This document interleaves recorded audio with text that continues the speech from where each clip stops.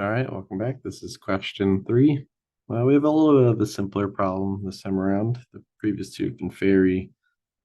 There's a lot of steps going on, a lot of substitutions. Here we have x equals 4 secant theta.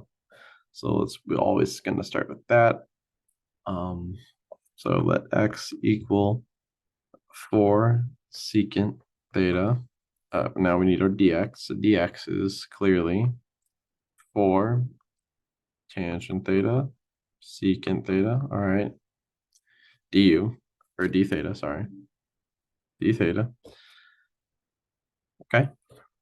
Okay, that must mean square root of x squared minus 16 is equal to square root of 16 secant squared theta minus 16, which is then equal to our 4 tangent theta,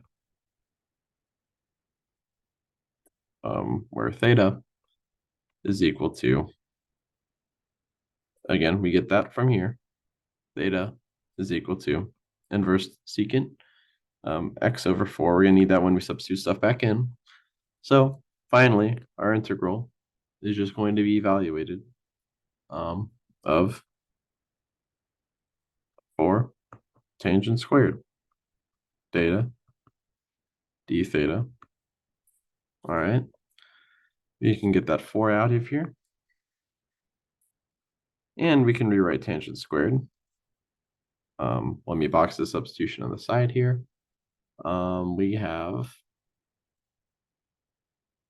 tangent squared theta is equivalent to secant squared theta minus 1. I think we used that in the last problem as well. So we now rewrite that as 4 integral secant squared theta minus 1 d theta. Okay. And now we know that we can split this up into 2 separate integrals.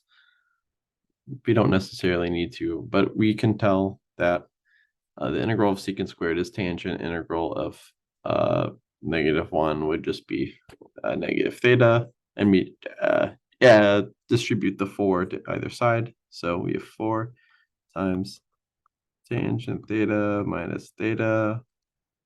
Let's see. So that's 4 tangent theta minus 4 of theta. All right.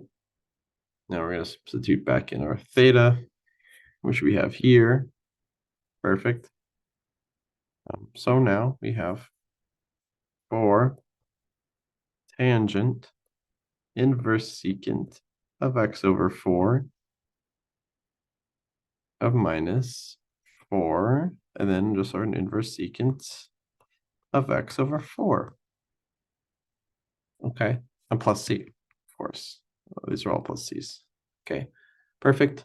And we know this will, this should technically, yeah, this should be good. But now we need everything in terms of x, or we need to substitute back in our tangent of, we need to know what this value is and this value when substituted back in. It's going to give us our x squared minus 16. And then this is just going to be the same. Perfect. X over 4 plus c. Perfect. And that's, you were using this knowledge from all the substitutions we made up at the very beginning of the problem. Alrighty. And that is our answer to question 3.